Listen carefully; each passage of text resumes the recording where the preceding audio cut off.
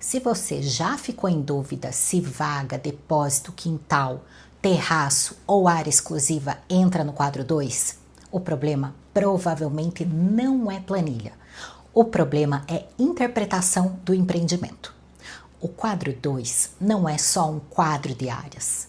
Ele é o ponto em que a NBR 12721 começa a mostrar de forma organizada quem é a unidade autônoma, o que pertence a ela e como ela participa da estrutura da incorporação.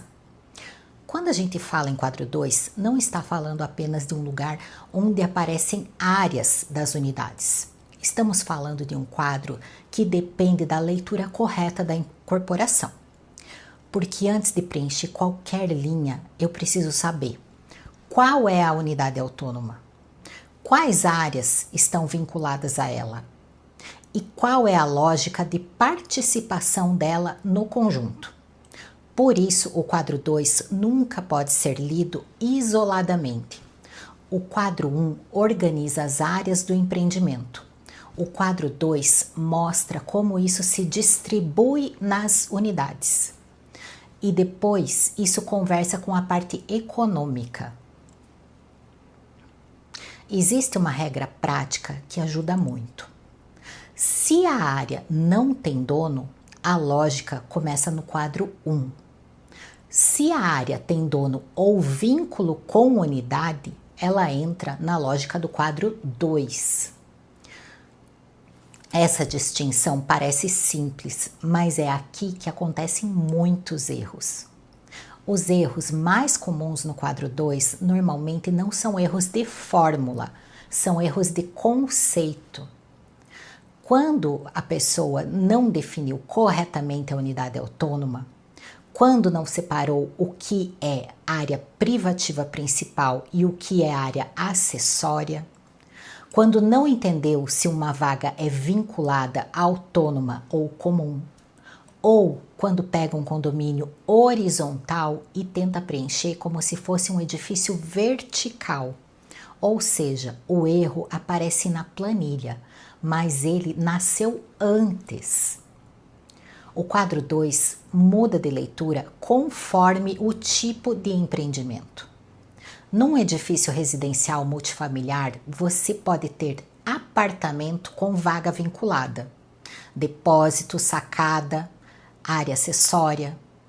Num condomínio horizontal, você pode ter casa com quintal privativo, jardim exclusivo, áreas descobertas vinculadas.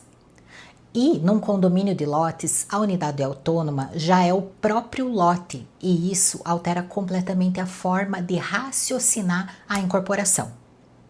Então, quando o quadro é o mesmo, mas a estrutura conceitual não é a mesma. Vamos pensar em 3 situações rápidas. Primeira delas, edifício residencial com apartamento e uma vaga vinculada. A pergunta não é só qual a área da vaga. A pergunta certa é: essa vaga tem vínculo jurídico e técnico com qual unidade? Segundo, condomínio horizontal com quintal privativo descoberto. A dúvida comum é tratar essa área de forma genérica. Mas, se ela está vinculada a uma unidade específica, ela precisa ser interpretada dentro da lógica do quadro 2. Terceiro exemplo, condomínio de lotes. Aqui, muita gente erra porque tenta enxergar a unidade como se fosse a futura casa. Mas, em muitos casos, a unidade autônoma é o lote. E essa definição muda toda a estrutura da incorporação. Antes de qualquer preenchimento, o profissional precisa responder: qual é a unidade autônoma? Quais áreas são privativas? Quais áreas são acessórias? Quais áreas têm vínculo com a unidade? Quais áreas são comuns? E como a participação das unidades foi estruturada? Sem isso, o empreendimento vira tentativa e erro. Então, se eu pudesse resumir o quadro 2 em uma frase, seria essa: o quadro 2 não serve apenas para listar áreas, ele serve para organizar tecnicamente a relação entre a unidade autônoma e a estrutura da incorporação.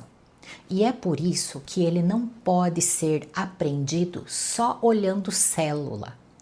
Ele precisa ser entendido a partir do empreendimento. Quem tenta aprender o quadro 2 só pela planilha quase sempre decora sem entender. Quem interpreta o empreendimento primeiro consegue preencher com segurança. Se você quer aprender a preencher a NBR 12721 com segurança, o caminho não é decorar quadro, é aprender a interpretar o empreendimento antes da planilha. Se você quer aprender essa lógica de forma estruturada, o Incorpora Pro está no link da descrição.